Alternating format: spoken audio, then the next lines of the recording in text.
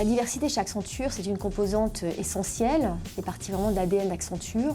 Depuis plus de 10 ans, on est engagé sur les sujets de diversité. On a été l'un des premiers à signer la charte diversité qui engage les dirigeants, qui incite aussi à sensibiliser les collaborateurs à la diversité. Accenture est sous convention avec la GFIP.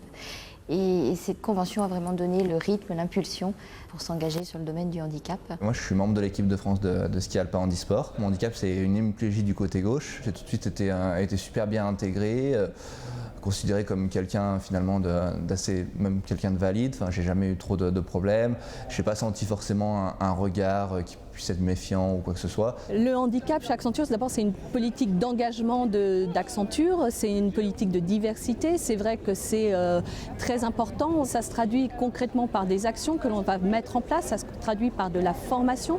Aujourd'hui au recrutement, ça va se traduire par des actions concrètes, c'est-à-dire qu'on doit changer notre façon de travailler, on doit mettre en place des outils qui nous permettent à la fois d'aller sourcer ces personnes qui jusqu'à présent ne viennent peut-être pas spontanément vers nous. Il faut peut-être dépasser un petit peu tous les a priori collectifs.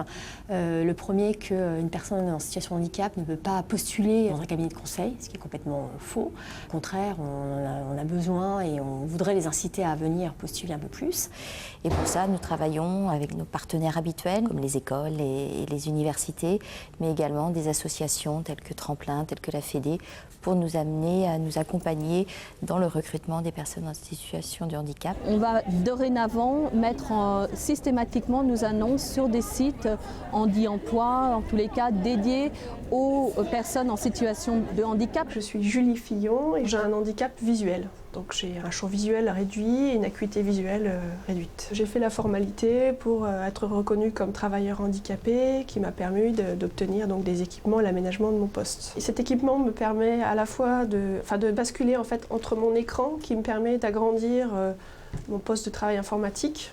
Donc je peux visualiser Internet, mes emails, etc. en mode agrandi avec des couleurs différentes. Et je peux basculer également sur cet appareil qui est là, qui me permet en fait de grossir des textes papier. Nous avons des collaborateurs en situation de handicap qu'il nous faut bien sûr préserver, accompagner et aussi donner confiance aux personnes qui seraient en situation de handicap mais qui ne l'auraient pas déclaré. Accenture est sensible au sujet, Accenture travaille sur le sujet et met tout en œuvre, ou tente de mettre tout en œuvre pour vous accompagner et vous faire progresser, grandir et compenser, si besoin il y a, certaines choses par rapport au handicap. Je milite quelque part pour que les handicapés n'hésitent pas à faire reconnaître leur statut.